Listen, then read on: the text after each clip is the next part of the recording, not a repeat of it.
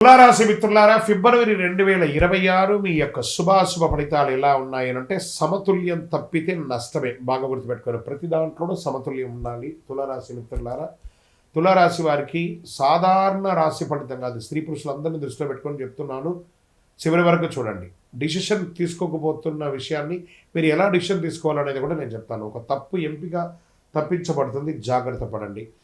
అసలు విషయానికి వస్తే, గురు భగవానుడు 9వ స్థానంలో, శని 6వ స్థానంలో, రాహు 5వ స్థానంలో, కేతు 11వ స్థానంలో, శుక్రుడు తులారాశి అధిపతి సంబంధాలు ఉన్నాయి.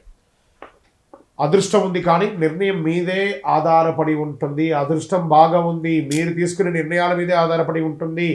తులారాశి మిత్రులారా, ఇంతకుముందు జరుగుతున్నటువంటి నెగిటివ్స్ని బుర్రలో వేసుకోండి, పాజిటివ్స్ని వదులుకోకండి. బాగా ఆలోచించి కరెక్ట్ నిర్ణయాలు తీసుకోండి. మీకోసం అదృష్ట లక్ష్మి మిమ్మల్ని ముందు నడిపించడానికి సిద్ధంగా ఉంది. ఈ నెల తులారాశి వారికి వచ్చే ఒక పరీక్ష ఏంటంటే, ఇద్దరిని సంతోషపెట్టాలా, ఒక నిర్ణయం తీసుకొని ఒకరిని సంతోషపెట్టాలా. అన్బ్యాలెన్స్డ్గా ఉంటారు ఎప్పటికీ కూడా. మీరు ఏది నిర్ణయం తీసుకోవాలో అది తీసుకోండి. మీ ఆలోచనలో ఉద్యోగంలో ఆలస్యం అవుతుంది, ప్రేమలో అయోమయం అవుతుంది, వ్యాపారంలో డీల్ మిస్ అవుతుంది. కాబట్టి ఇన్స్టెంట్ డిసిషన్ తీసుకోండి, కరెక్ట్ డిసిషన్ తీసుకోండి.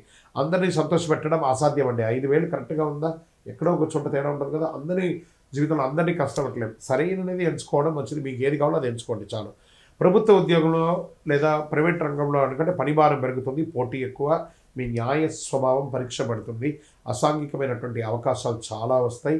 దాన్ని వినియోగించుకున్నారంటే మీ జీవితం శూన్యంలో పడిపోతుంది. కాబట్టి పాత జ్ఞాపకాలను దృష్టిలో పెట్టుకొని ఏ విధమైనటువంటి అసాంఘికమైనటువంటి కార్యక్రమానికి దిగకండి. పోటీలో గెలుస్తారు.